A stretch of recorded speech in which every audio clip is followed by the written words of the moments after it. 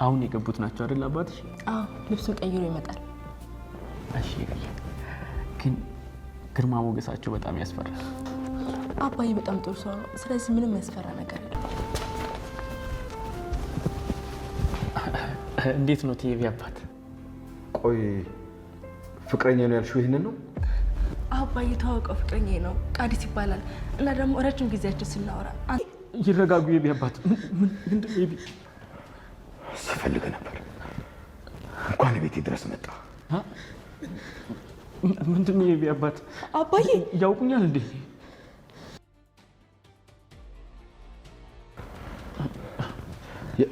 የት ነው ያየው? ጀግና ሰው ትወዳለች። ይቅርታ እንደዛ እንደሚሆን ገምቼ ነበር። ይኸውልህ ሽል ከሆነ ይገፋል፣ ቂጣ ከሆነ ይጠፋል ይባላል። ተቀመጡ። ልጥቀማ አንተም ጥቀመኝ። በምንድን ነው የምጠቅምሽ? እኔ ካንተ የምፈልገው ይሄን ፕራይቬሲ ቪዲዮን አጥፋልኝ። እኔ ደግሞ አግብቼ ወደ አሜሪካ ልውሰድ። አይ መድኃኒት አዝናለሁ። እኔ ወደ አሜሪካ መሄድ ሀሳብ የለኝም። ቆይ ደረጃ አባት ነው እንዴ? ምን ነው ይሄን ያህል ካልሞትኩለት አልክ? እውነተኛ አባቴ አይደለም፣ ግን አባዬ በጣም ጥሩ ሰው። ጥሩ ሰው ስለሆነ ነው ከሰራተኛ ልጅ የሚወልደው? ማን ነው ከሰራተኛ የወለደው?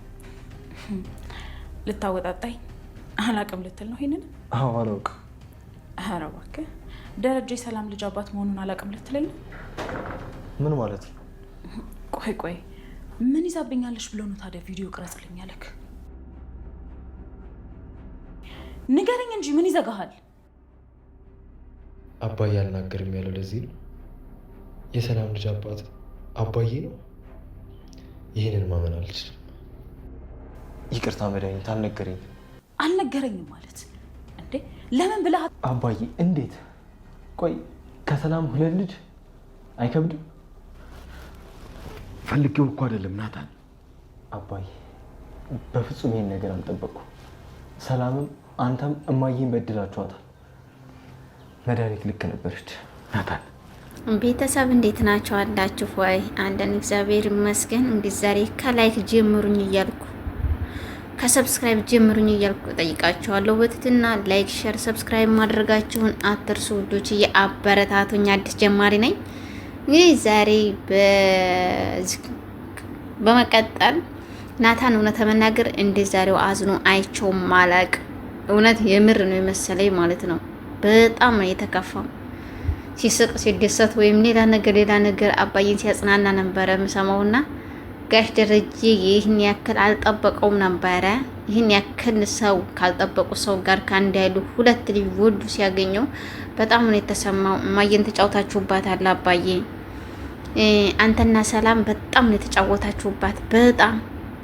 ስለዚህ እማዬ አታሳዝንም እያለ በጣም እየተቆጣ ይገኛል። ሁለተኛ ልጁንም ከሰላም ያገኘው ልጅ ሁለተኛ ልጁንም ማወቅ ማለት ነው ናታን። ለካ መድኃኒት ልክ ነበረች ማለት ነው።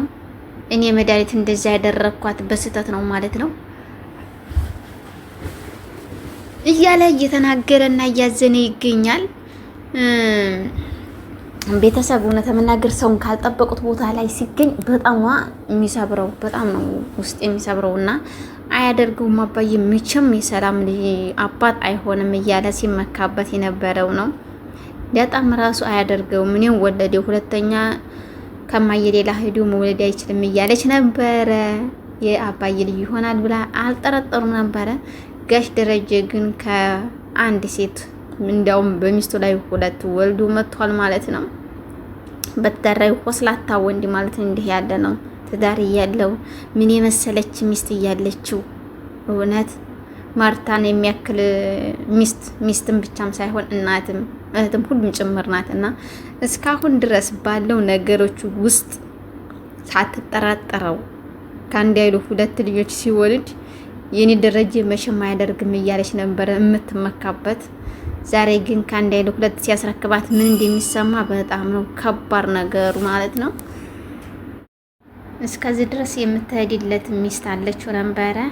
ጋሽ ደረጀም አንደኛውን በስተት ነው ራሴው ሰክሬ ያደረኩት ድርጊት ነው፣ ሁለተኛውን ግን ለመበቀል ብላ ያደረገችው ድርጊት ነው።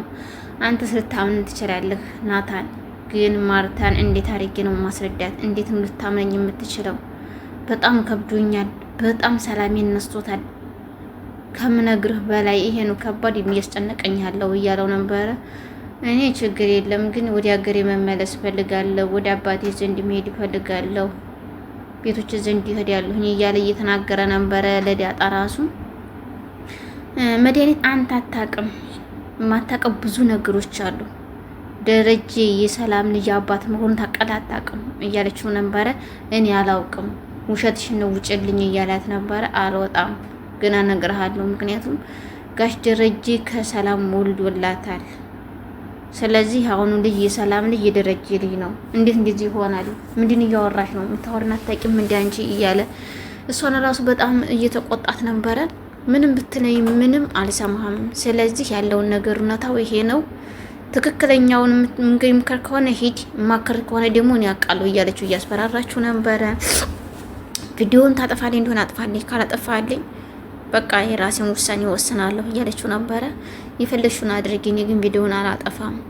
ስለዚህ እኔ በጣም ይቅርታ ስላደረኩት ነገር ይቅርታ፣ ይህን ግን አምኜ መቀበል አልችልም እያለ እየሮጠ ወደ ጋሽ ደረጀ ዘንድ ነበር። ይሄ ደግሞ እሱም ሲነግረው በጣም ካፍቶት የጎርጥ እያየው ወይኔ መድኃኒዓለም አባቴ እንኳን እሱ ቅርታ እኔም እንዴት እንዲያስፈራራኝ ማለት ነው። ናታን ራሱ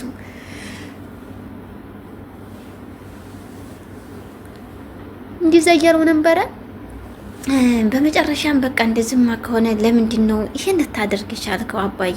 ይሄን ሁሉ የምታደርገው ለምንድን ነው? በማየ ላይ ይሄን ያክል ሄደህ ግን አታሳዝንህም? ማየ ለምንድን ነው ያደረከባት እያለ ሲናገረው ራሱ ናታን አየህ መቅለሌን፣ አየህ መዋረዴን፣ አንተ ራሱ እንደዚህ ተጠይፍከኝ አይደለ እያለው ሲለው ነበረ። እኔ ምን ብዬ ተጠይፋለሁ አባዬ? ያው እኔ ስላልጠበቅኩ ነው፣ እዚህ ቦታ ላይ ድረስ አልጠበቅኩም ነበረ እያለው ይሄን ሁሉ ሳምንቶ አመቆ ይዟል። ምንድን ይሆን እያሉት እነ ዳጣም እነ ኤቢም እያሉት ነበረ። ምንም ነገር አልሆንኩም ነው ያለው። ኤቢ በሷ ቺክ መስሎት ፍቅረኛ የተናደደ መስሏት ምን ነው ደስ አላለህም እንዴ? በሷ ፍቅረኛ ነው ወይ ምናምን በእኔ ፍቅረኛ ነው እንደዚህ የከፋህ እያለችው ነበረ። ለምን ያስከፋኛል? ትወጂዋለሽ ግን ታፈቅረዋለሽ። እኔ ዲስ ስላላለኝ እኮ ነው እያላት ነበረ። እኔም አሁንማ ዲስ አላለኝም አለቅጥ ውጥር ውጥር ኋላ ነጠር ነጠር ይላል አለ ያገሬ ሰው። እናች ወጠር ወጠር ኋላ ነገር እንዲያታመጣ እያልኩ እኔም በፍራቻ እየተቀበልኩት ነው። የሆነ ነገር ፈልጎ የገባን የሚመስለው ልጁ ራሱ ማለትም እንግዲህ ጋሽ ደረጀ ለምንድን ነው ብሎ ሽጉጥ ደቅኖበት ነበረ። ያለውን ወንድነቱንም ለኤቢ ያለውን ፍቅርም ለማወቅ እውነት እንደዚህ መፈተሻል እንዴ? ቤተሰብ ቆይ እኔም እንዲህ ነው የማደርገው። የወደፊት ባሌ ንቃበት ወቀሽ እንደዛ አድርጊ ነው አስፈትሽ የማገባህ ማለት ነው። የት ነው ያለው? ያለበትን ብቻ እጅህን አውጣ። እዛው አጠገብ መጥቶ ይፈትሽሃል። ችግር የለም ልፋም አንልህም። ወይም ደግሞ መተህ ቤተሰብ ስትታወቅ ያለው አደጋን ትቀበላለህ ማለት ነው። በከባድ ነገር ተፈትሽህ ነው የምታገኘኝ። አዳሚ አውቀሃል፣ እወቅ እሺ። የት ነህ? ይሳኩ ሳቅ የለውም እግዚአብሔርን ብቻ ትስቅ ነበረ ማለት ነው።